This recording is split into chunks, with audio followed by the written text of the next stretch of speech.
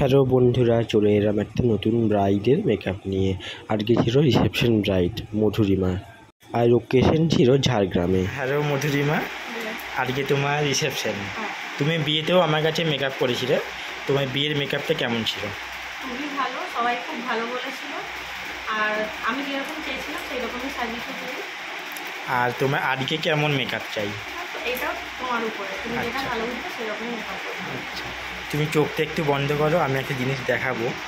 লোক হয়তো ভাববে তোমার চোখে কোনো প্রবলেম, কারণ তোমার দুদিন আগে অ্যাক্সিডেন্ট হয়েছিল, খুব বড় একটা।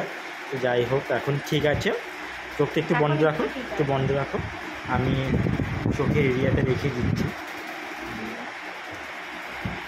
ঠিক আছে, চলো দেখা যাক তোমার কীরকম মেকআপ পাই।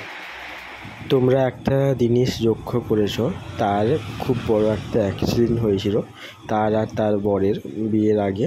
তো তার সেই জন্য তার চোখে একটু প্রবলেম হয়েছিল, তার বরেরও অনেক আঘাত পায়। সেই নিয়েও তারা অনুষ্ঠান করেছে, কারণ একদম বিয়ের মুখেই হয়েছিল তাদের এই দুর্ঘটনাটা।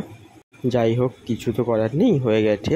আর আমি মধুরিমার চোখে যেহেতু ব্যথা বলে আমি খুব আস্তে আস্তে করে মেকআপটা করছিলাম, যাতে তার ব্যথা না লাগে, কারণ আমি যখনই তার চোখের ওই এরিয়াটায় তুলি লাগাচ্ছি তার প্রচুর পরিমাণে ব্যথা করছিল।